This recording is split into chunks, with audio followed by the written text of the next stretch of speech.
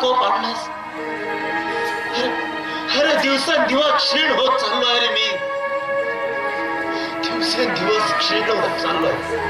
खरंच खरंच आजकाल तर मला तुझी शंकाच येऊ लागली आहे की तू या जगात आहेस की नाही म्हणून. अरे मग आहेस तू कुठे लपून बसलायस? सांग ना कुठे लपून बसलायस तू? अरे आमच्या सारख्या गरिबांच्या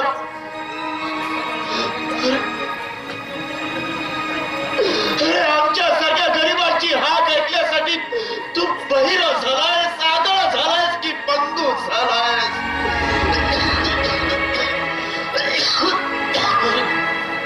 अरे कशाला या गरिबाची परीक्षा पाहतोयस तू? इकडे वयात आलेली माझी मुलगी निशा, तिच्या या क्षीण झालेल्या हातांनी कन्यादान करण्याचा माझं स्वप्न तू धुळीच मिळवणार आहेस का रे? फार धुळीच मिळवणार आहेस. देव देव देव, अरे कुठला देव आणि कसला ईश्वर? सर्व काही थोटाच आहे सर्व काही. आणि असं जर नसतं ना तर या 33 कोटी देवाच्या दुनियेत हा उच्च नीचतेचा, गरीब श्रीमंतीचा भेदभाव उरला नसता.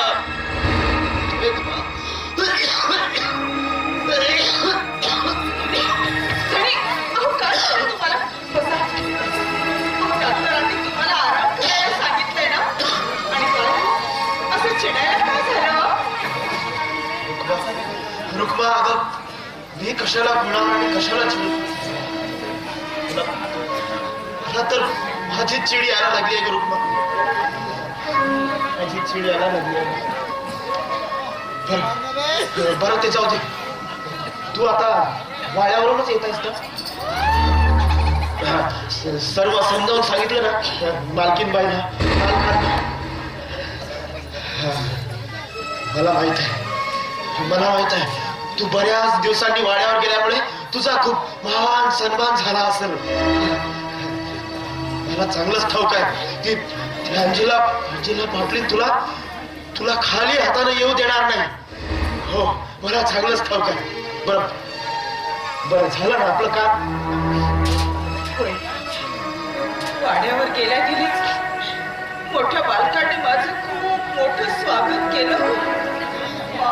पान जेवण खावण सगळं काही दिलं मला. आणि तुमचा इलाज करण्यासाठी खूप सारे पैसेही दिले होते. असं रडायला काय झालं? काय झालं रडायला? तुझा मान सन्मान झाला, खाणं पिणं झालं आणि पैसे पण दिले. असं रडायला काय झालं? आता लक्षात आलं माझ्या. तू या तुझ्या हासासाठी रडतेस ना?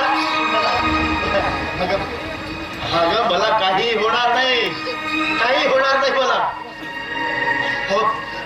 अगं तुमच्या या सगळ्यांची धडपड बघून माझी तब्येत केव्हाच बरी झाली आहे. हो, बस माझ्या निशाचे हात पिवळे झाले. या बुड्या हातांनी तिचं एकदा कन्यादान केलं की मग मी जगलो आणि गेलो. असं बोलू नका. तुम्हाला खूप जगायचंय हो, खूप जगायचंय. आम्ही आहोत ना. तुम्ही बिलकुल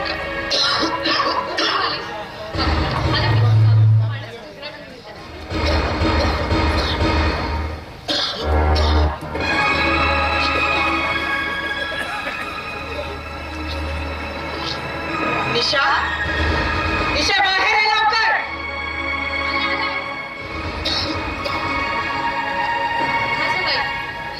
रागवायला काय झालं?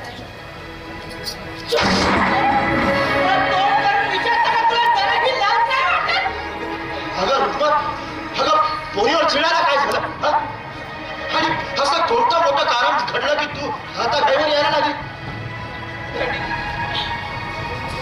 आपण पूर्णपणे बरबाद झालो.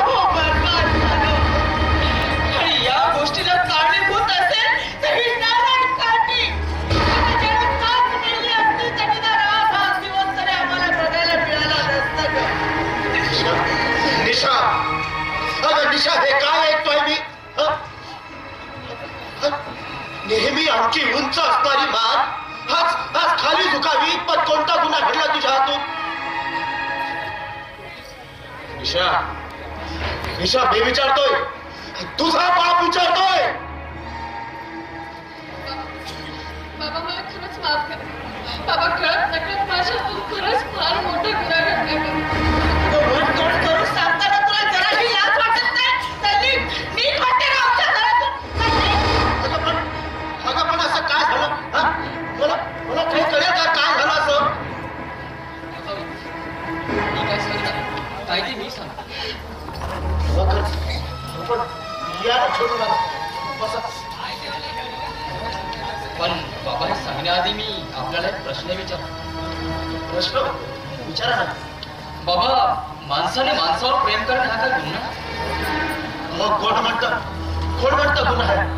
प्रेमाने तर सारं जग जिंकतात.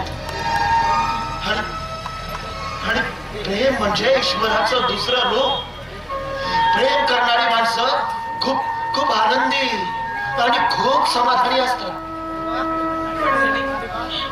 त्याच प्रेमामुळे एखाद्याचं कुटुंब उद्ध्वस्त होत असेल तर असं प्रेम कुठल्या कामाचं? सागराच्याने कुठल्या कामाचं?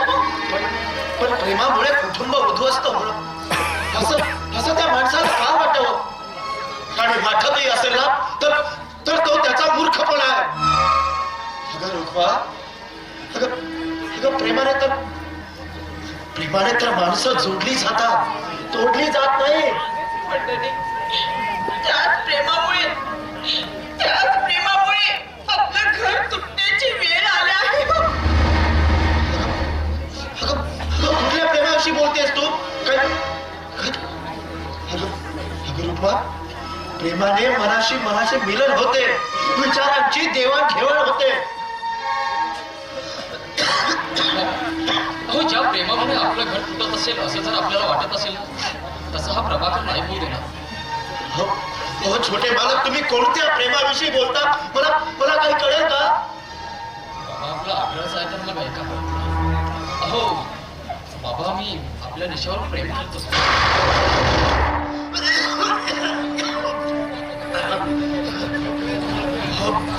हो प्रभाकर, तुम्ही कुठे उभे आहात याचं भान तरी आहे का तुम्हाला? हो, कुठे या कुळाच्या भिंती आणि कुठे तुमचे ते मोठमोठाले महाल? बाबा, या कुणाच्या भिंतीमुळेच तर महालाच्या भिंती उभ्या झाल्या हे का विसरता तुम्ही? हो प्रभाकर, पण एखाद्या चमकदार महालात एखादी मातीची भिंत शोभत नाही प्रभाकर. हो, गरीब श्रीमंतीचा भेद आमच्यासारख्या गर्भश्रीमंत व तुमच्यासारख्या अविचारी जनतेनेच स्वतःच्या स्वार्थासाठी केलेला आहे. अहो बाबा, माणसाची लायकी ही त्यांच्या श्रीमंतीमुळे नव्हे तर त्यांच्यातील आचार विचार आणि विद्वत्तेवर अवलंबून असते. बाबा, खरं आहे तुमचं, अगदी सत्य आहे. पण हे सत्य तुमचे आई वडील स्वीकारतील का? हे स्वीकारोत अथवा न स्वीकारोत, पण मी माझा घेतलेला निर्णय कुठल्याही परिस्थितीत बदलवणार नाही. यात माझा जीव गेला ना तरी चालेल. पण आमचं काय? सांगा ना छोटे मालक, आमचं काय? अहो, तुमच्या डोळ्यासमोर मोठ्या मालकाने माझा किती अपमान केला हे तुम्ही बघितलं ना? अहो, एखाद्या दारावरच्या कुत्र्याप्रमाणे मला वाड्याच्या बाहेर हाकलून दिलं. छोटे मालक, अहो, इतक्या दिवस तुमच्याकडे केलेल्या मजुरीचं हेच बक्षीस समजायचं का हो मी? सांगा ना छोटे मालक, सांगा ना. माझ्या या रुक्माचा अपमान, माझ्या रुक्माचा अपमान.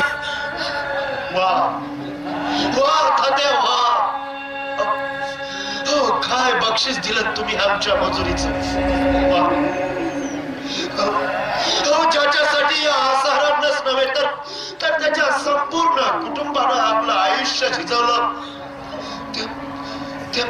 त्या माझ्या आसारामच्या बायकोचा अपमान नाही.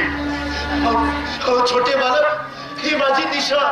हो, शिवणकाम शिकली असून सुद्धा तिला तुमच्या शेतात घाम काढला, त्याचं तुम्ही हेच बक्षीस दिलं. हो, त्याचं मला खूप दुःख आहे.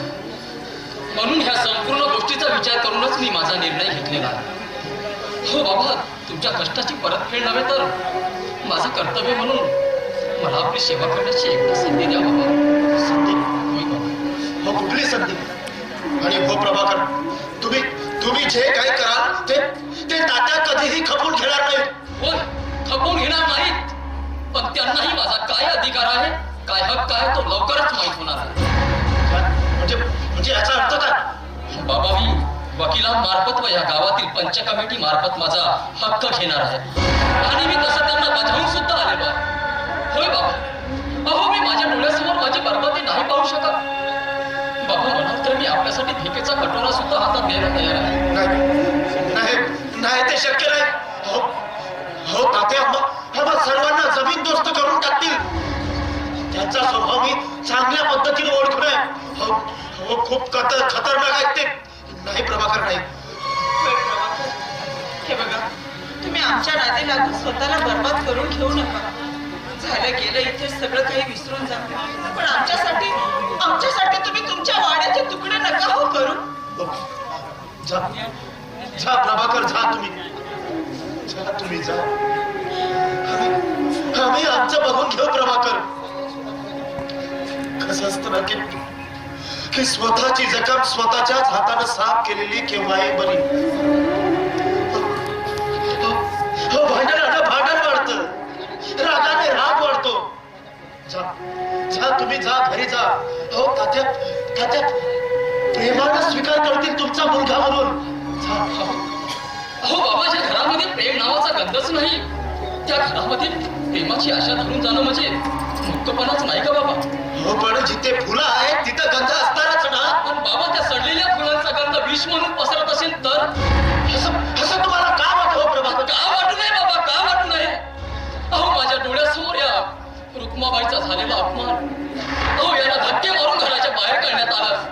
अहो त्या घरात प्रेमाचा गंध म्हणजे नवलच नाही का बाबा? हो प्रभाकर, तुम्हाला आता मी कसं समजावू? मालक खूप गरीब आहोत. तो मालक आम्ही. जिथे आपल्या पायाची ही सर करण्याची आमची लायकी नाही, तिथे हा अट्टास कशा पाहिजे? सांगा ना, हा अट्टास कशा पाहिजे प्रभाकर? वा बाबा वा, याचा अर्थ आमच्यासारख्या गर्भश्रीमंत व तुमच्यासारख्या अविचारी जनतेनेच या देशात जातीभेद, धर्मभेद, गरिबीच्या आड येणाऱ्या श्रीमंतीच्या भिंतीला पुन्हा पुन्हा चकाकी येत आहे असं म्हणायला काही हरकत नाही. नाही बाबा, माझ्याविषयी असा गैरसमज करून घेऊ नका. मग मी काय समजू बाबा? पुन्हा या प्रभाकरने या समाजात येऊन या जातीभेदाच्या भिंतीला चकाकी मारून चमकदार बनवायला पाहिजे म्हणतात. हो बाबा, हो ज्या वेळेस या प्रभाकर सारखे लोक या समाजातील जातीभेद नष्ट करण्याचा प्रयत्न करतात, त्यावेळेस आपल्यासारखे स्वतःचाच विचार करणारे स्वार्थी लोक अडथळे म्हणून निर्माण राहतात. आणि मग आपणच म्हणतो की जातीभेद नष्ट करा, जातीभेद नष्ट करा. अशानं कुठला जातीभेद नष्ट होणार आहे बाबा? सांगा ना तुम्ही मला, अशानं कुठला जातीभेद नष्ट होणार आहे? वा प्रभाकर, वा.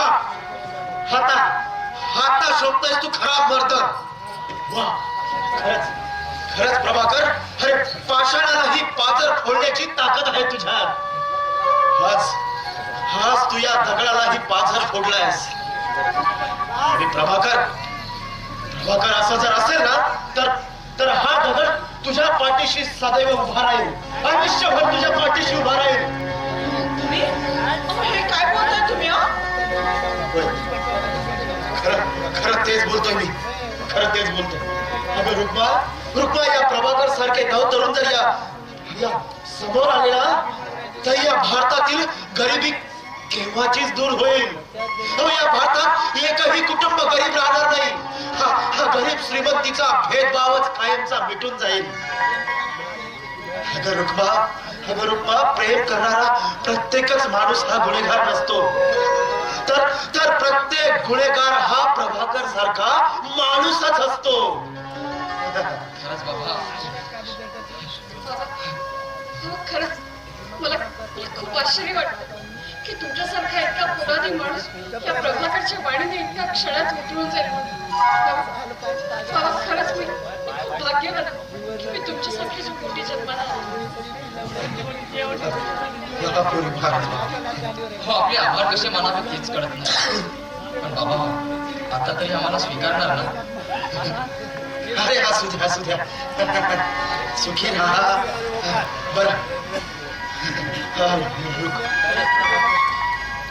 आज या रुक्मामधील जुन्या विचारसरणीला बदलून आज या रुक्माला तुम्ही नवजीवदान दिले.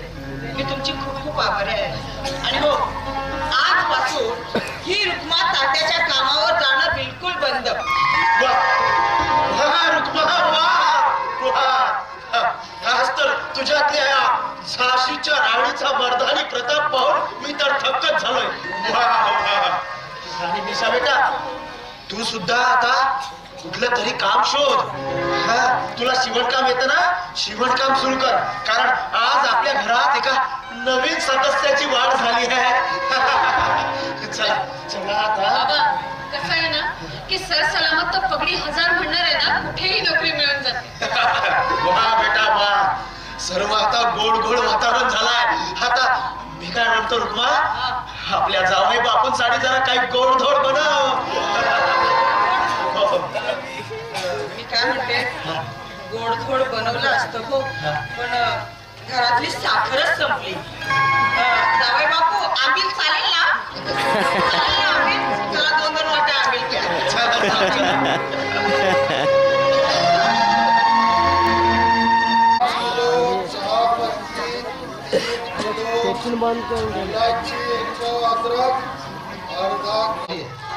हे निवडणूक आली की भाव कमी, निवडणूक झाली की भाव अख्ख्या आकाशाला टेकतात.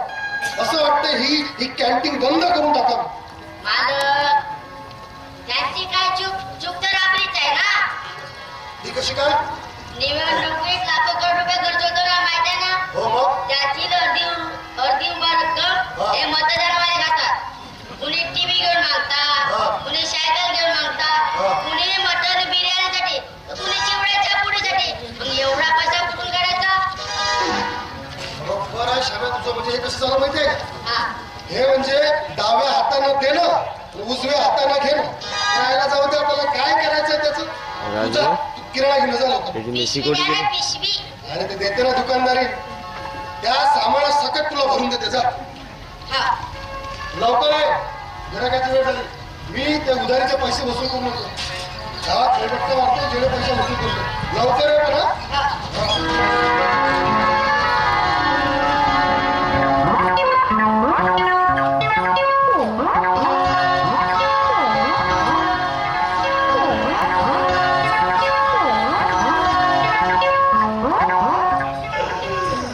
बरं झालं वाचलो बाबा. सेट नाही धडकत नाही. बरं झालं वाचलो. यमुना जरी खेळू खेळ कन्हैयाचा राधता राधता.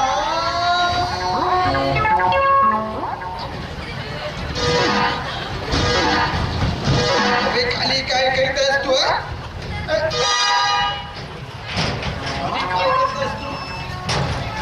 मी काय विचारतो तुला? खाली काय तुमची कशाला?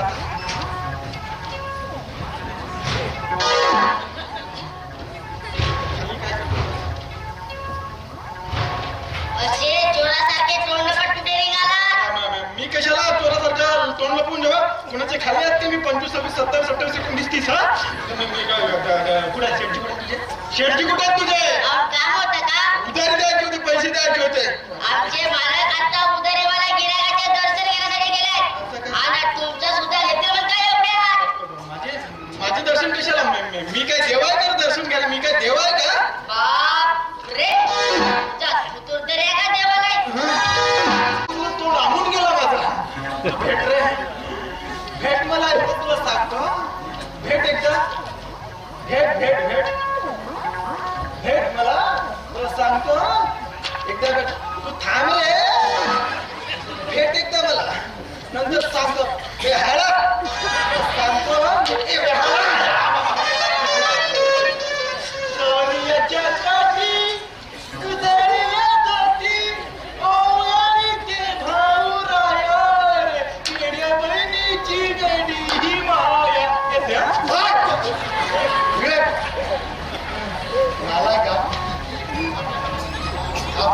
पाठीमागे 5 मिनिटापासून नंदी बैलासारखा शिंगे हलवत इथे उभा आहे मी. आणि आपण काय म्हणत होता भगवंता?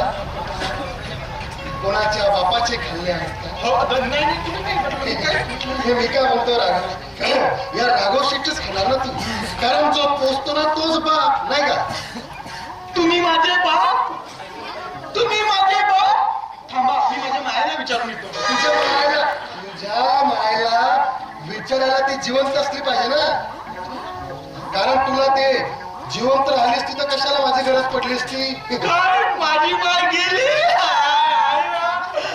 आई जाताना एकदा तरी बोलून जायला हवी होतीस की हा हरामखोर माझा बाप आहे म्हणून. तू खरोखरच माझा बाप आहे म्हणून. आई सांगितलं असतं बाळा, पण तू झाला बरोबरच तुझी आई टुकू. टुपू, आई टुपू. कारण तू कठीण कठीण वातावरणात कठीण डिलिव्हरीत पद झाला ना, म्हणून तुला असं या कठीण परिस्थितीतून असं तोंड लपत जावं लागतं. मी कशाला तोंड लपून जाऊ दे? मी कशाला तोंड लपून जाऊ? हे कधी मारून जशी सोनाराला सोनारची परख असते ना, जशी त्या हिरखाण्याला हिऱ्याची परख असते ना, तशी अशा नालायक दुकानदाराची, अशा नालायक गिराकाची दुकानदाराला फरक असते. एवढे पट्ट्याचे का तुम्ही? खाली बाजू तुला पटायत आम्ही. पैसे दे, पैसे दे. बघितलं का बोर्ड? बापरे, मस्त बोर्ड आहे. छान बोर्ड आहे. नाव काय आहे? पुरुषोत्तम, महेश, बबलू सेठ, संपत, बळीराम पाटील. छान नाव आहे. सांगू का? इकडे शाळा इकडे शिकलो का? शाळा शिकलो ना? ते वाच, वरतून खाली वाच. राघव काय सेंटर, 1 नंबर काय? एक जागो. बरोबर आहे, गावामध्ये एकच जागो आहे ना, आणखी नाही काय? एक जागो नाही आहे, नालायकात हे. 1 नंबर जागो आहे. एका खुर्ची नंतर नको, खाली ठेवा. ठेवा ठेवा बाबा. साहेब, मी काय म्हणतो, नाव लिहिलं तर लिहिल्या, पहिल्या नंबरवरती नाव लिहिल्या. लाज वाटत नाही? कोणाला? मला लाज वाटत नाही का? फार लाज वाटते. कसं आता मी काय म्हणतो, सिनियरिटीनुसार नाव लिहावं लागतं, बरोबर आहे? तुमचं नाव पहिलं, म्हणजे तुमची उदारी जास्त. आता देणार कधी हे सांगा? हो, कशाला मग आपला डिमोशन करून घेतो? मला सांगा, मी काय गाव सोडून पळालो का? पैसे बोंबलता तुम्ही, आणि मला सांगा साहेब, तुमचे एकटेच पैसे माझ्यावरती आहेत का? मग साऱ्या गावाचे पैसे माझ्यावरती आहेत. हा सिनियर आहे तुम्ही या धंद्यात. आता माझे पैसे द्या लवकर. शेठजी नमस्कार. अरे दिगू, नमस्कार नमस्कार. काय बाबा, एकदम आमच्या गरीबाच्या दुकानाकडे आपले पाय वाकडे झाले आज. काय झालं? एवढा विचार का झाला का? हो शेठजी, विचारच पडलाय मला. झाला काय? कसला विचार? अच्छा, आता समजलं. हे बघ, पैसे नसताना काही काळजी करायची नाही, बिनधास्त तिथे यायचं.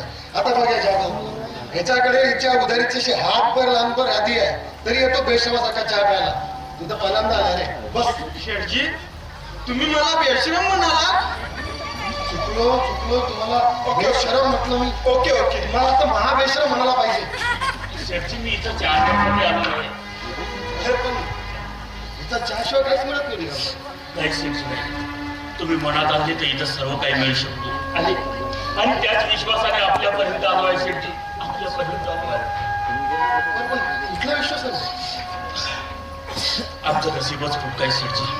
पुढे काय होईल ते त्या देवालाच ठाऊक. दिगंबर, मला सगळं काही माहिती. अरे तुझं थोडस मन हलकं व्हावं म्हणून थट्टा करीत होतो. काय बाबाबद्दल तुम्हाला? मला बाबाबद्दल सगळं काही माहिती. आणि दिगंबर, तू इतक्या लवकर खचलास तर तुझ्या त्या देवासारख्या वडिलांचं काय होईल? तुझ्यावर काय परिस्थिती उडवली? अरे तो देवासारखा तुझा बाप, तो आसाराम हातचा निघून जाईल. बाबाबद्दल तुम्हाला कसं माहिती?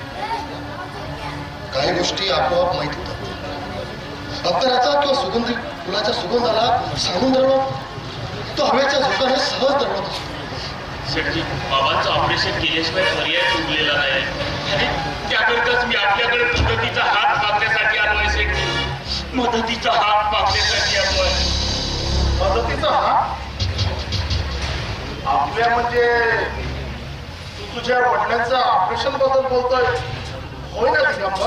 होय म्हणून त्याकरिताच मी यांच्याकडे मदतीचा हात मागण्यासाठी आलो आहे. खूप खूप जुने संबंध आहेत आमचे. दिगंबर, मला वाटतं तुला काही महत्वाच्या घडामोडी माहीत नसाव्या. कुठल्या घडामोडी मला नाही, कदाचित तुला माझा राग सुद्धा येऊ शकतो. कशाला गरिबाची मस्करी करतात. नाही, मी आज मस्करीच करणार, पण तुलाही माहित पाहिजे महत्वाच्या घडामोडी काय आहेत. आज तुझ्या राघव शेठकडे मदतीचा हात मागायला आलास ना, मला वाटतं याची तुला परत गरज पडणार नाही. म्हणजे माझी अडचण तुम्ही दूर करा. कदाचित केली असती, पण दोघात तिसऱ्या कसेला कबाब में हटती. मी नाही समजलं मला काय ते स्पष्ट आणि लवकर. सांगतो उतावळ नको होती काम. ये असं समोर ये. दिगंबर, आमचे धाकटे बंधू प्रभाकरराव हे तर तुला ठाऊक आहे ना? हा, बरं. आणि तुमची ती लाडकी बहीण काय नाव तिचं? दिशा. दिशा आणि प्रभाकर यांचा दोघांचाही आमच्या शेतामध्ये गुच्चमगू चालू आहे. कोणासोबत बोलता याचं भान आहे का तुम्हाला? हे बघा, माझी बहीण तसं काही करू शकत नाही. ह्या दिगंबरची बहीण आहे की. बरोबर आहे. आणि तुला राग येणं स्वाभाविक आहे, कारण कुठलाही भाऊ असं सहन करू शकत नाही आपल्या बहिणीबद्दल अपशब्द. पण दिगंबर, प्रभाकर काय माझा दुश्मन आहे? अरे माझा सक्का भाऊ आहे, सक्का. मी त्याच्याविषयी खोटं काय सांगेन तुला? दिशाचं सोडा, पण छोट्या बालकावर माझा जास्त विश्वास आहे. ज्या प्रभाकरला माझ्या आई वडिलांनी अंगा खांद्यावर ठेवलं, तो माणूस कुठल्याही नीच कृत्य करून आमच्यासारख्या गरीब माणसाचा विश्वास खात नाही. काय मालक नाही, तुमच्याकडे विश्वास आहे माझा त्यांच्यावर. दिगंबर भाऊ, भोळ्या तू तुम्ही तेजू मालकांनी जे सांगितलं ना एकदम 100% खरं आहे. मी बघितलं आहे ना त्यांचे ते मनोमिलन. जोपर्यंत मी माझ्या डोळ्याने बघत नाही ना, तोपर्यंत त्याने विश्वास ठेवला नाही त्याला. अगदी बरोबर दिगंबर. जिथे स्वतःच्या डोळ्यांचा आणि शब्दांचा भरोसा नाही, तिथे दुसऱ्यांच्या डोळ्यांच्या आणि शब्दांचा काय भरोसा? बरोबर, एकदम राईट बोलत राघव सेठ, एकदम राईट. नावावर विश्वास ठेवायचा, जागोवरती, राघव सेठवरती, माझ्यावरती. माहिती का अजिबात विश्वास ठेवायचा नाही. आणि देवाने आपल्याला डोळे दिले, आपल्या पुढे डोळ्याने बघायचं आणि नंतरच विश्वास ठेवायचा. पण दिगंबर, आपल्या उघड्या डोळ्याने बघायसाठी ते नेमके कुठं केव्हा भेटतात हे तर मला ठाऊक नाही. पण या गावचे प्रेमवीर जो भेटतात हे तर तुला ठाऊक आहे ना दिगंबर? ठीक आहे, एवढा तरी विश्वास ठेवायला काही हरकत नाही. आणि हे जर खरं असेल ना, तर माझ्या हातून काय होईल हे सांगता येणार नाही.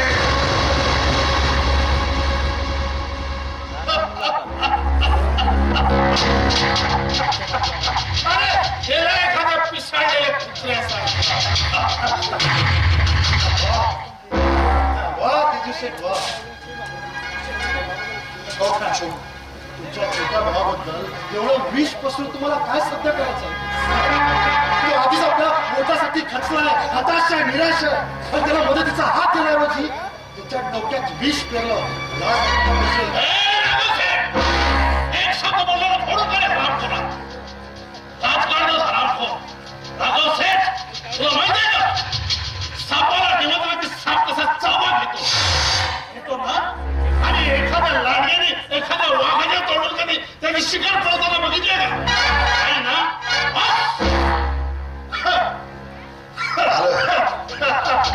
सगळं लक्षात आलं.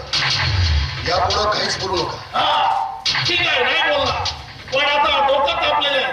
थोडा चहा पाजा. चहा दे, चहा दे.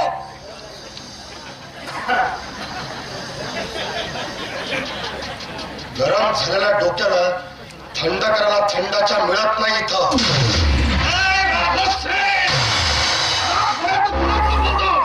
या व्यक्तीने फटका परत हिंमतच झाली माझ्याकडे.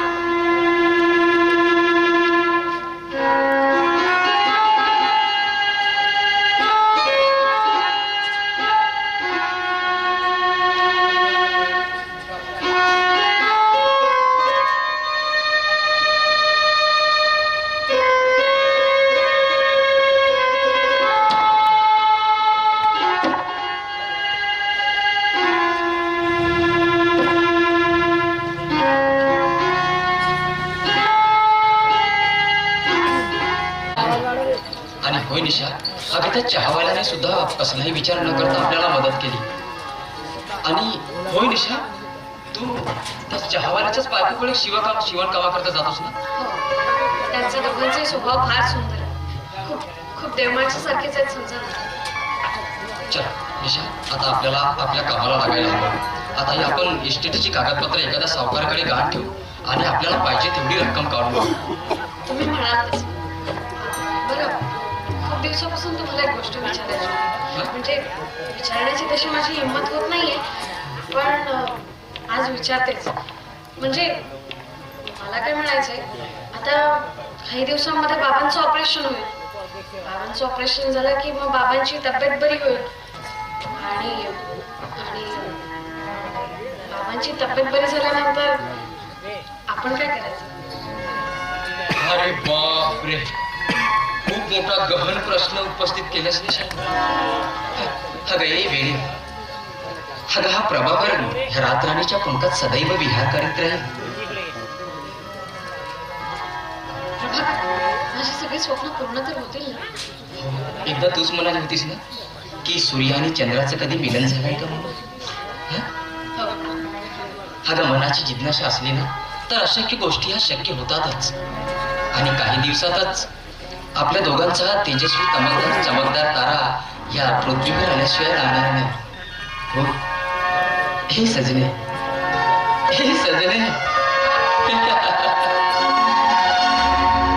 सजनी तुझ्याच साठी भरले नभात रंग. सजनी तुझ्याच साठी भरले नभात रंग. या गार गार ठासवे चालो तुझ्यात रंग. या गार गार ठासवे चालो तुझ्यात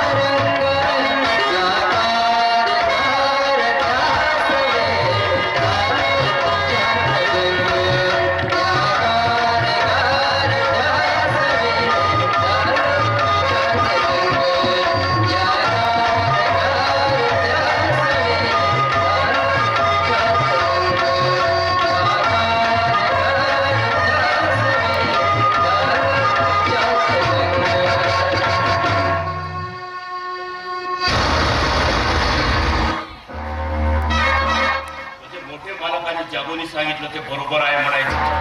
अरे दिगंबर असं अचानक जा, एक शब्द सुद्धा बोलू नको. अरे या दिगंबर सोबत बोलायला थोडीच तरी लाज वाटायला पाहिजे. अरे ज्या माणसाबद्दल आजपर्यंत मोठ्या अभिमानाने सांगत होतो की आमचे छोटे मालक देव माणूस आहेत म्हणून, पण त्याच देव माणसाकडून आमच्यासारख्या गरीब माणसाचा एवढा मोठा विश्वास का? दिगंबर भाऊ आमच्याकडून अजूनपर्यंत कुठलाही विश्वासघात झालेला नाही. विजय आंध्र, विजय आंध्र, ते माझ्या डोळ्याने बघितले ते दिवसाचे स्वप्न समजू. आणि कमीत कमी तुम्ही तरी आपल्या प्रतिष्ठेची सीमा ओलांडायला नको होती. हे बघा दिगंबर, अजूनपर्यंत आम्ही कुठलीही सीमा ओलांडलेली नाही. ईशा, आज समोर ये. ईशा! मी हे जे बघितलं ते सर्व खोटं आहे. तर तुझे काय बघितलं असतं सगळं खोटं आहे ना. ईशा! अजून कुठले वाईट कृत्य करायचे ठेवले तुम्ही, हा? त्यावरून ताकभात ओळखायचं असते. नारायण काढते. दिगंबर भाऊ, हा स्वतःच्या बहिणीविषयी वाटेल ते बोलत चाललं. हो आधी परिस्थिती तर समजून घ्या. कुठली परिस्थिती समजून घेऊ, हा? कुठली परिस्थिती समजून घेऊ? हे बघ, माझा तोल सुटण्याच्या आधी हरामखोरात जाता येतं. हो दिगंबर भाऊ, तुम्ही पायरी ओलांडायला लागल्या वाटते. आणि हो, मी कशाला चालतो हो इथून? अहो मी पवित्र प्रेम केला आहे निश्चित. मी शेराला पुन्हा खयाळ करू नकोस. हे लक्षात ठेव. तर मी खरंच पाया पडते तुझ्या. पाया पडू द्यायला मी काही देव नाही. आणि सांगून ठेवतो, यानंतर तुम्ही दोघे एकत्र दिसलेत ना तर गाठ माझ्याशी आहे. आणि हा शेवटचा मौका समजा.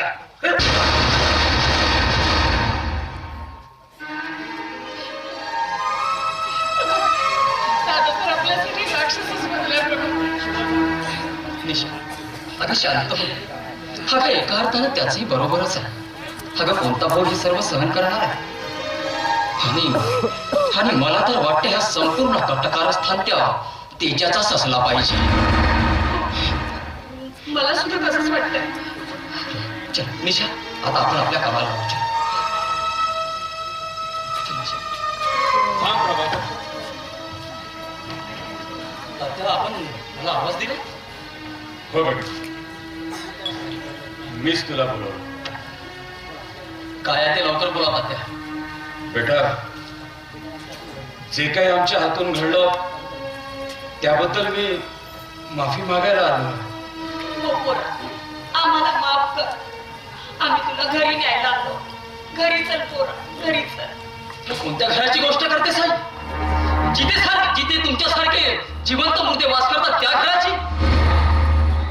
मला नाही यायचं या इथून तुमच्यासोबत. आणि जे काही घडलं त्या ते सारं विसरून जा बेटा. आणि त्या सगळ्या कृत्याबद्दल मला सुद्धा माझीच लाज वाटायला लागली आहे. हवं तर मी तुझ्यासाठी संपूर्ण मदत करायला तयार आहे, पण तुला आमच्या सोबत यावंच लागेल. ठीक आहे बाबा. प्रभाकर, तुझ्याशिवाय अन्नाचा कण सुद्धा पोटात गेला नाही रे. 2 घास सुद्धा धड पोटात जात नाही. काही एवढं होतं तर मला कोर्टाच्या पायऱ्याच कशाला तोडू दिल्या? बेटा झालं गेलं सारं विसरून जात. आणि तुझ्याशिवाय वाडा सुद्धा खायला धावतोय रे आम्हाला. चल बेटा, चल. चल पोरा. ठीक आहे तात्या, मी यायला तयार आहे. पण माझी एक अट आहे. ह्या निशाला आपली सून म्हणून स्वीकार करत असाल तर. नाही, हे कधीही शक्य होऊ शकणार नाही. वाचा तेव्हा काय गावातला करू. म्हणजे याचा अर्थ तुम्ही स्वतःच्या मुलाच्या प्रेमाचा सौदा करून आमचं प्रेम विकत घेण्याचा प्रयत्न करताय तुम्ही. प्रेम विकरणे तुझी लायकी तरी आहे का माझ्या पोरासोबत प्रेम करण्याची? स्वतःत नाही आणा आणि म्हणे पाटलीन म्हणा. स्वतःच्या मुलाच्या प्रेमाचा सौदा करणाऱ्या आई वडिलांची काय लायकी आहे ना ते चांगलं दिसतंय मला. बरोबर बोललीस निशा, अगदी बरोबर बोललीस. याचा अर्थ असा की तू आमच्या सोबत येणार नाहीस. होय, काळ्या दगडावरची काळी रेघच समजा. ती मोहिनी केली या तारखेला माहित नाही.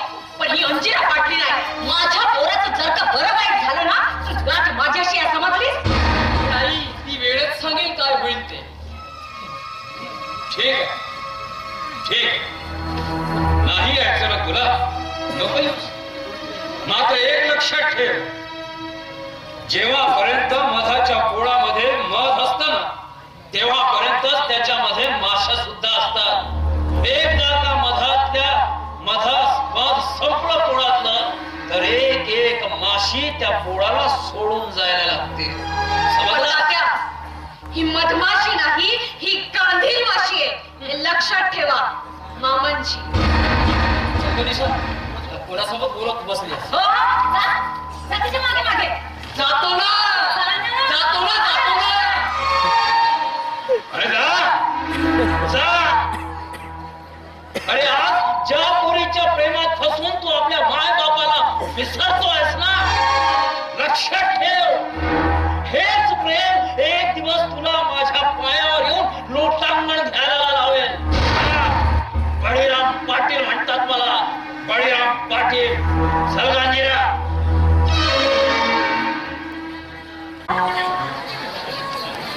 कोयलची तेरी बोली टुरु टुरु पोटात अर्धी गेली ए सुरू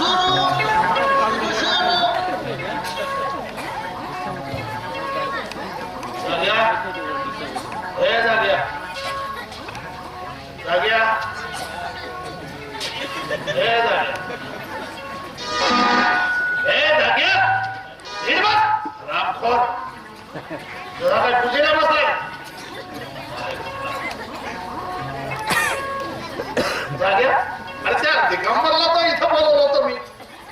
हो, दिगंबर अजूनपर्यंत आलेला नाही. अरे जाग्या रामखोरा धंद्यावर बसला का? पुढे आलाय कुठला 17 सारखं जाऊ बघ. पाय का 17 सांगला 10 रुपयाची नाही म्हणून. मला शपथ घेऊन सांगतो, मला दारू पिणेवाल्याची मोठी राग येते, पाजणीवाल्याची नाही. बरं का? पण तो दिगंबर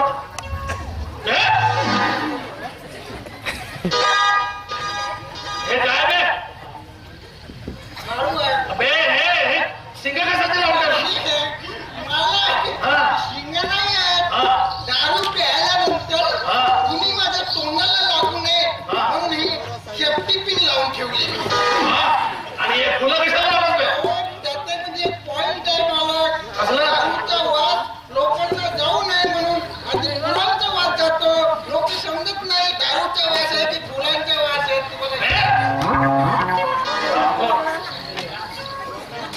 पण जाग्या हो गंमत कसं काय आला नाही? दिगंबर गेला आपल्या बहिणीकडे, त्या निशाकडे. निशाच्या मागे मागे गेला. ते निशा आता तिला फुटतील लागला मिशा. मला तुमचं पण काय डोकं आहे? काय बनवलं त्या दिगंबरला? मारलं बुवा तुमच्या डोक्याला. असं वाटतं तुमचं डोकं मी घ्यावं, माझं डोकं तुम्हाला द्यावं. जाऊ द्या, माझ्या डोक्यात जास्त उभा झाले म्हणून देतो. पण दिगंबर यायला पाहिजे होता. दिगंबर जाऊ द्या ना, मला येईल म्हणून. त्याला कुठं आहे?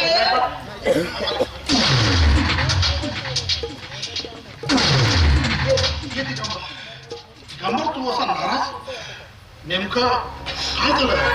मालक, जे काही सांगितलं ते अगदी सत्य आहे. म्हणजे नेमकं काय पडलं? बस करा मालक, बस करा. नाही साधनं होणार माझ्या जन्म. किती विश्वासघात केला छोट्या मालकाने आमचा. दिगंबर दिगंबर दिष्ट तसे नष्ट म्हणून फस्ट फस्ट खरं आहे जागत तुझं. काच किती तेजस्वी सुंदर दिसत असेल, पण धार मात्र तीक्ष्ण असते, क्षणात कापणारी. जाऊ दे दिगंबर, तळ्यातून बाहेर गेलेल्या पाण्याचा काय प्रस्ताव? अरे हो जागो जी. अरे मन हलकं करण्याची जरा औषध होतो ना. औषध ये दिगंबर बस बस बस ये. दिगंबर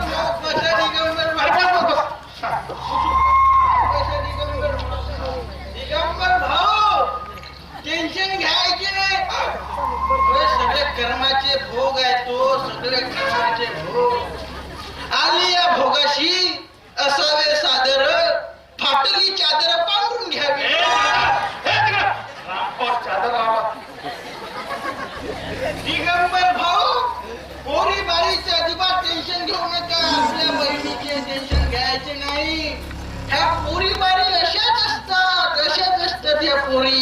ह्या पोरीपेक्षा दारू बरी, आनंद देते उतरत वरी.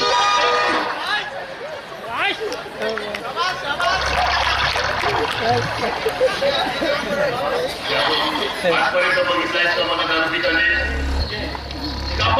आणि कुठलाही शौकीन माणूस हा आईच्या उतारातून जनावर शिकून येत नाही. पण परिस्थितीनुसार त्याला घ्यावं लागते. आणि हा तुझ्यावर किती बिकट परिस्थिती आहे. तुझ्या ठिकाणी जर मी असतो ना आणि माझ्या बहिणीने जर असं वाईट कृत्य केलं असतं तर मी अख्खा खंबाचा खंबा पोटात उतरवला. आणि कसे आग्रह करू नका, मी कधी घेतलेली नाही. म्हणजे तू माझा आग्रह म्हणणार आहेस? नाही, तू माझा आग्रह म्हणणार आहे. काही फायदा नाही या तुझ्यासोबत. भाऊ, माझ्या मालकाचा अपमान केला. बघा माझ्या मालकांचा चेहरा कसा जांभळा झाला.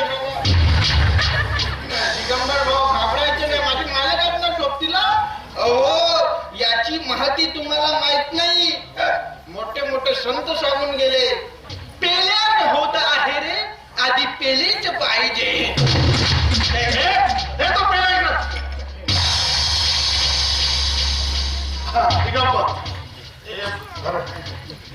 दिगंबर, हे बघ, तुझ्या मनात आपल्या बहिणीविषयी किती घोड चाललेला आहे मला माहिती.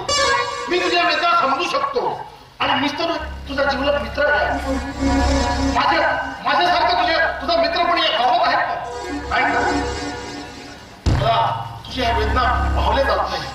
म्हणून मित्रा, तू नाही म्हणू नको. याच्याने मान हलका होईल.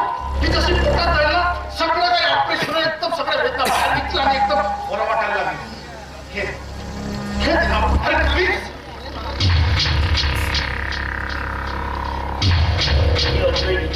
घेतली नाही ना? अरे घेऊन बघ. एकदम तू घेशील ना, मस्त स्वर्गात गेल्यासारखा वाटेल.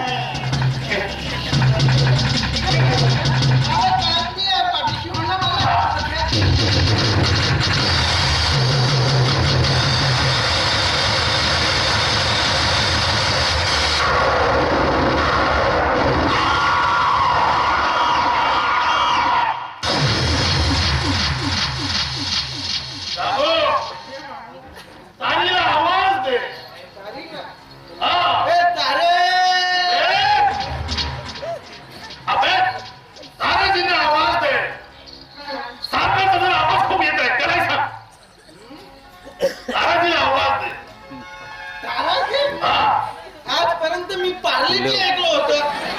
ताराजी काय चॉकलेट आहे का चॉकलेटच्या?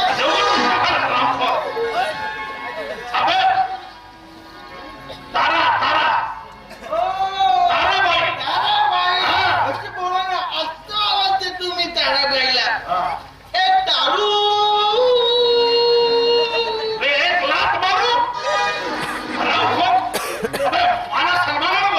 असं बोलायचं ना, माना सन्मानाने बोलवा म्हणून आत्ता बोलावतो. माना सन्मानाने. ए माना सन्मान बाई. इज्जतीने बोलव तिला. आईला विज्जतीने बोलावतो मी आता. बघा मला. ए तारा बायको. बाई कोणीकडे आहेस तू असं विचारणार तुम्ही. बोलत येत नाही. ए ताराबाई कोणीकडे आहेस तू? ए ताराबाई कोणीकडे आहेस तू? ए ताराबाई कोणीकडे आहेस तू? ए ताराबाई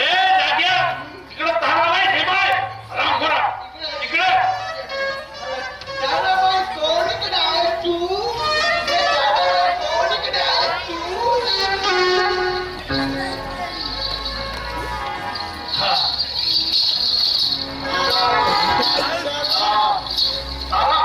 हा माझा जीवनात मित्र दिगंबर. आजपासून याची संपूर्ण खातिरदारी करायची आणि पैशाची काळजी नाही करायची. ते मी आहेच.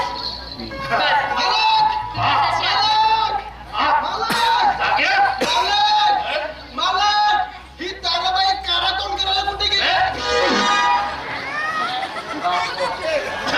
आणि दिगंबर, ही ताराबाई एकदम सुंदर, दिसायला, नाचायला, गाण्याला एकदम मस्त. एकदम तर मला होऊ द्या. हो ना ताराबाई. काळजी करायची नाही. आमचे मालक आहेत, मी आहे.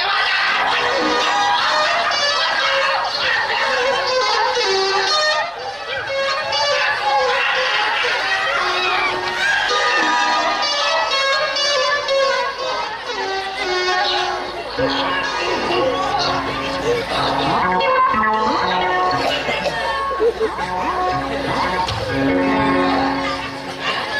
जागे वा राम पोरं, एक दिवस तुझं फाशी लागून मारशील ना, मर्डर केस मध्ये मी येत नाही.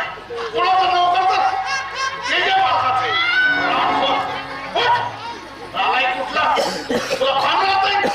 स्वतः फाशी लागतं. हट. नालायक कुठला? हा. 2 महिन्याच्या मजुरीचा असा मोबदला. वा. परत तिथे बांध. अजिबात तिथे बांधायचं नाही. परत फाशी लागून मरशील. जाऊ दे असं.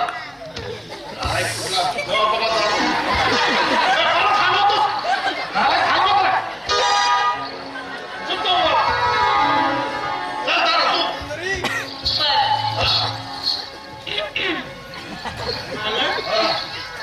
बाईच्या केसांच्या फुगा मस्त दिसतोय. जागे जागे. तुला फुग्याशिवाय सगळ्याशिवाय दुसरं काही दिसत नाही. मला बाईला झटे आणि फुगेशिवाय शिकवत नाही का? चल दारा.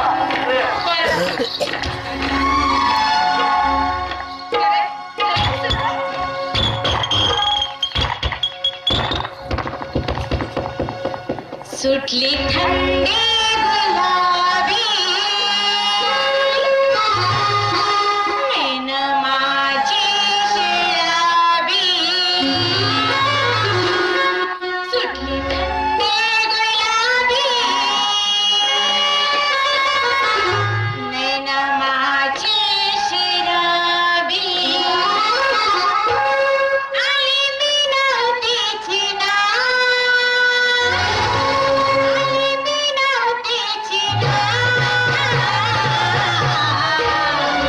आज तुम्हासाठी आज तुम्हासाठी आज तुम्हासाठी आया मी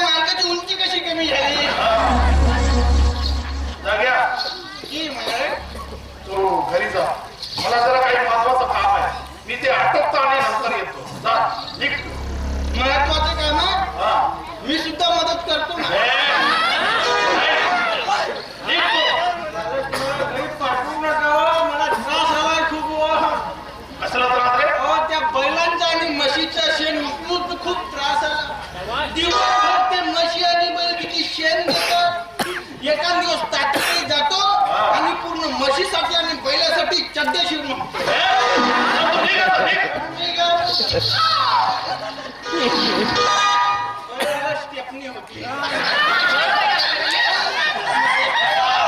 मला इथे ढकलू नका मला आतमध्ये ढकला थोडी वासमुक्ती वामकुक्षी घेईन तुला कुक्षी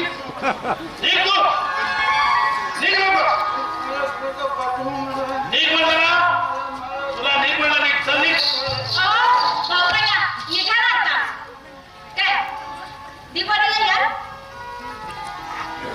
भाऊ राया काही चान्सच राहिला नाही वा माझ्या ताई तुझ्या मुखातून हे भाऊ राया शब्द ऐकून मी अगदी भरून पावलो पावन झालोय मालक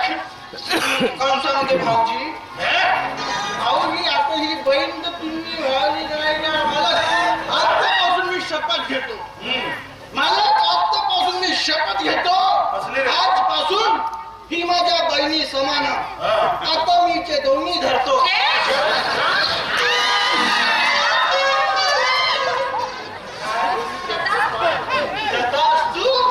तू पण तशीच तू. मेरे प्यारे जीजू, हिंदी मध्ये जीजू जीजू, मेरे प्यारे जीजू, आता मी निजू. आता काय बाबा, तुका म्हणे उगे राहावे, घाटोसाठी बहिणीला द्यावे. मला टेस्ट राहिलं गॉगल गोगल बरं झालं.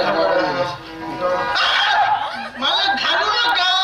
अरे ओ आतमध्ये खोलीमध्ये आधीच अंधार, गागल घातल्यावर पुन्हा रात अंधार. हे बडबडत राहतो. म्हणून तुम्हाला कितीदा सांगितलं अशा बेवड्या लोकांना घेऊन नाही यायचं कोटीवर. वा वा वा, तो आल्याशिवाय तू खुश होत नाहीत ना तारा. हा, तू इथं तिकडे तोंड करून लपवून मस्त मुसुक मुसुक हसत राहतो. चल.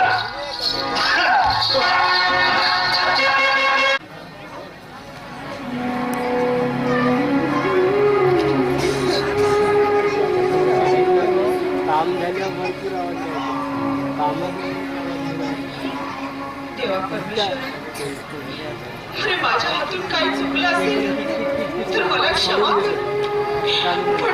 पण माझ्या सुखी संसाराचे असे तुकडे करू नकोस रे परमेश्वर. अरे माझ्या कुंकवाच्या रक्षणासाठी मी काय करू सांग रे परमेश्वर. मी तुझ्या समोर पदर पसरून भीक मागते रे. माझ्या सोन्यासारख्या संसाराचे, या घराचे असे तुकडे करू नकोस रे. या घरात वाढलेल्या ममतेच्या वटवृक्षाच्या एक एक फांद्या तोडून त्याला असा अर्धनग्न नको रे करू. हेच तुझ्या चरणी प्रार्थना.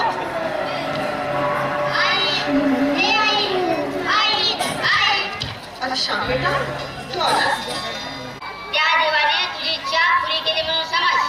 श्याम, अरे बाळा असा वेड्यासारखं काय बोलतोस आणि कुठला आश्चर्याचा धक्का देणारीस मला.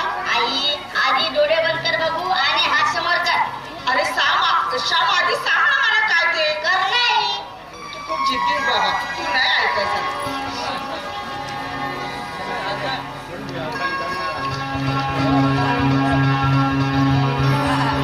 डोळे उघड.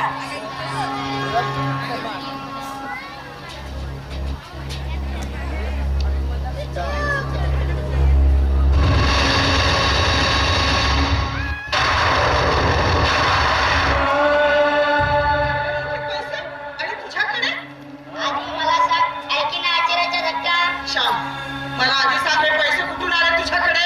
आई हे माझ्या कष्टाचे पैसे आहेत. श्याम, हे माझ्या प्रश्नाचं उत्तर नाहीये. कुठून आले हे पैसे. आई खरंच सांगतो, हे माझ्या मजुरीचे पैसे आहेत. आता लक्षात आलं माझ्या. म्हणजे तू कुठेतरी चोरी केलीस. होय ना? चोरी केलीस का तू. सांग चोरी केली. बाबा बघा ना, आई मला चोर म्हणते. मी काय चोर आहे बाबा. अरे श्याम बेटा, तसं नाही. उगीच तुझी गंमत केली असेल. आणि काय ग माझ्या शापात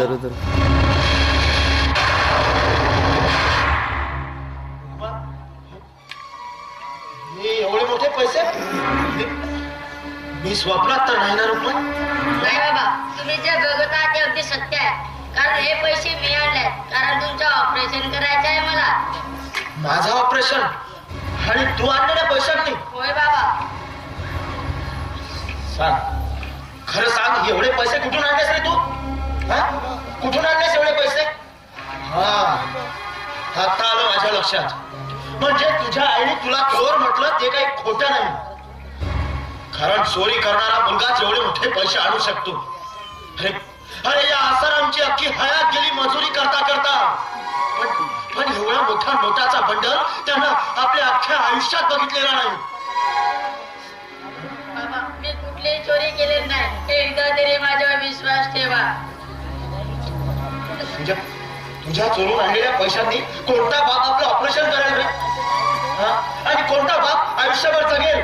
अरे अरे या समाजात तो तोंड दाखवायच्या लायकीचा सुद्धा राहणार नाही. हो तर बाबा खरंच सांगतो, मी कुठलीही चोरी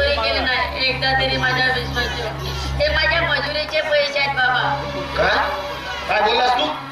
हे तुझ्या मजुरीचे पैसे होय आहेत. बाबा. खोटं बोलतोयस तू.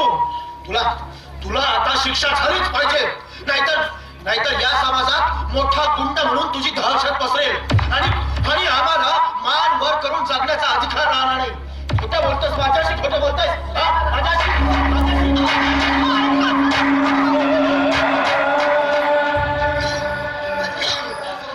कोणाला मारता? दिसतं का तुम्हाला हे असं? घोर अपराध केला यांनी. आणि म्हणतो कसा, माझ्या माझ्या मजुरीचे पैसे आहेत हे. बस एवढ्यासाठीच कोणाला मारलं? आधी चौकशी करा, मग शिक्षा करा ना. आता कसली चौकशी बात करायची? कसली चौकशी करायची? हे बघा, हे पैसे, हे काही सगळं खोटं आहे का? बस एवढ्यासाठीच कोणाला मारतात? मग मग काय करायला म्हणू? हा? पुन्हा त्याला चोरा करायला सांगू? नाही, बरोबर बरोबर आहे. या श्यामनं त्याची एका अर्थानं चोरी केली खरी, पण ती चोरी कोणाचं घर फोडून, खिस्सा टाकून किंवा बँकेचं लॉकर तोडून केली नाही. राघव शेठ, काय बोलताय काय तुम्ही? हा, एवढे सुशिक्षित आहात, शिकले सवरल्या, आणि याला शहाणपण सांगण्याऐवजी तुम्ही उलट याचीच बाजू घेता.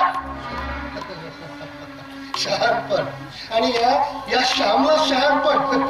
हो राघव शेठ, काय हसताय काय तुम्ही? हा, हसणार नाही तर काय आश्रम. या श्यामला शहाणपण सांगण्यात का शहाणा नाहीये मी. खरं तर या श्यामच्या शहाणपणानं माझ्यातलं शहाणपण जागृत झालंय.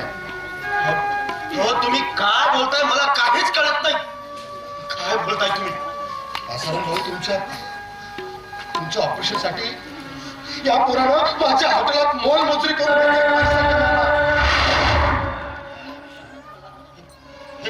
हे सांगताना तुम्हाला लाज वाटली नाही?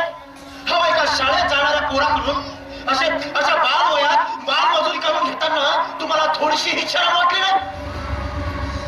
खरं आहे तुमचं आसाराम, अगदी बरोबर. पण तसं मी त्याला अटकाव सुद्धा केला.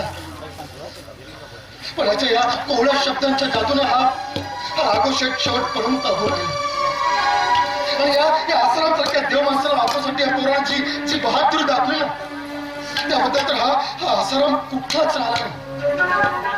एवढंच नाही तर मलाच म्हणाला की तुम्ही किती शिकले, नोकरी का केली नाही, वकिली का केली नाही. त्याच्या या बोबड्या सुरांनी मी अगदी भारावून गेलो.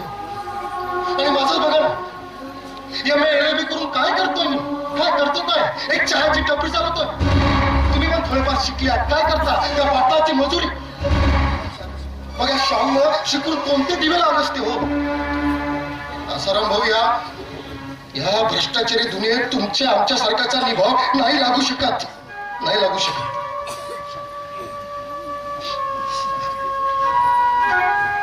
श्याम, अरे श्याम, मला माफ करे श्याम. अरे बाळा, मी तुला मुकीची शिक्षा केली रे. अरे तू एवढा मोठा झालास का रे की आपल्या बापाच्या ऑपरेशन साठी आपल्या जीवाची माती केली. शाळेत जाऊन आपलं दिवसभर मोलमजुरी करीत राहिलास फक्त तुझ्या या बापासाठी. खरंच तू खूप मोठा आहेस तू. आणि म्हणूनच हा आसाराम तुला सॅल्यूट करतो रे.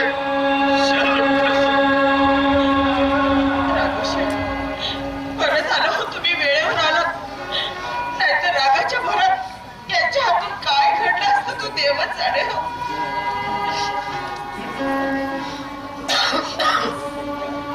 आई, झालं ते झालं. आता बाबांचं ऑपरेशन केलं पाहिजे. वा बाळा, अरे किती काळजी घेतोस रे तू. आणि हो रुक्माबाई, आणखीन काही लागले ना निसंकोच पुन्हा मागा, काही चिंता करू नको. आणि हो आई, या पैशामध्ये मालकाचे सुद्धा जास्तीचे पैसे आहेत बघ. हो आई.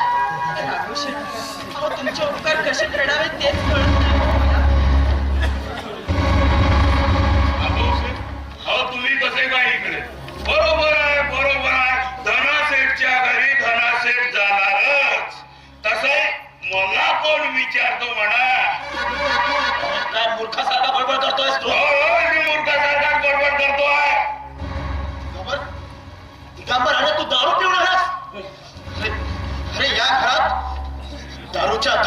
शिरकाव केला नाही आजपर्यंत आणि ती तू सर्रासपणे पिऊन आलास. एकटाच या गावात दारू पितलाय. घेतले मित्राबरोबर. आसाराम भाऊ, नाही म्हटलं मोगऱ्याच्या झाडाला पळसाची फुलं लागणी म्हणजे नवलच म्हणावं लागलं नाही का? या डोकीत राघव सेठ. काय सुंदर युक्तिवाद केला तुम्ही. वा, मानलं मी तुम्हाला. मोगऱ्याच्या झाडाला पळसाची फुलं आणि मी म्हणतो अशा या पवित्र मंदिराला बेसेचा कोठा बनवणाऱ्या गौरवाबाईला थोडीशी शरम वाटायला पाहिजे. हे तरुण शांत राहा इथून. हो दादोरा, कोण राहत असले वेचारे? चुप चुप. या पुढं एक शब्दही बोलायचा नाहीस. ह्याच्यात जे भुकळून तुझ्या हातात येईल मी. काय बोलणार काय? माझी तर आता अडचण होणारच, कारण इथं खूप पैसेवाले लोक येतात ना. आता या दिगंबरची काय गरज आहे तुम्हाला? दिगंबर, या राघव शेठ बद्दल बोलतोय तू? या राघव शेठ बद्दल नाही का? अहो तुम्हाला कशाला बोलू? अहो तुमच्या व्यतिरिक्त अजूनही इथे येणारे आहेत पैसेवाले आपली ऐयशी करायला. म्हणजे तू प्रभाकर विषयी बोलतोयस का? त्या प्रभाकर विषयी बोलतो आहे मी. सर्वचपणे पवित्र मंदिरात वावरण्यासाठी जागा तुम्ही दिली त्याला. अरे दिगंबर, प्रभाकर विषयी असा गैरसमज करून घेऊ नकोस. आता गरजा पुरवणारे तुम्हाला लोक मिळाले आहेत. ठीक आहे, जर कोण राहतो असल्या वेशाऱ्या जाऊ नको. बाबांच्या ऑपरेशन करायचं ना, हे बघ माझ्या मजुरीचे पैसे.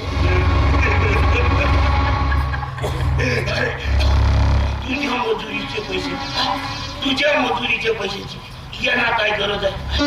छोटीशी रक्कम आहे. दे माझ्या दारूच्या खाली.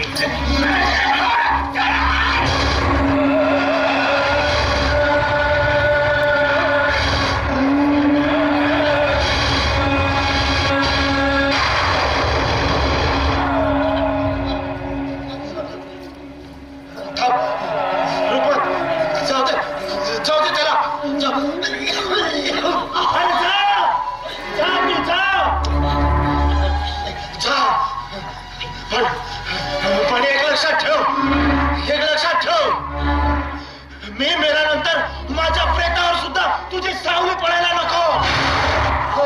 तुम्ही शांत म्हणजे लोकमा नाही. अगं याच्यासारख्या नालायक पोराला जन्म दिल्या आधीच त्याला मारून टाकलेलं बरं केलं नसतं. अरे जा तू जा.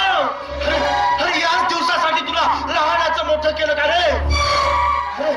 शेतात तुझ्या आईनं आणि मी राब उन्हात अनाथ राहून तुला लहानाचं मोठं केलं. आणि हाच दिवस तू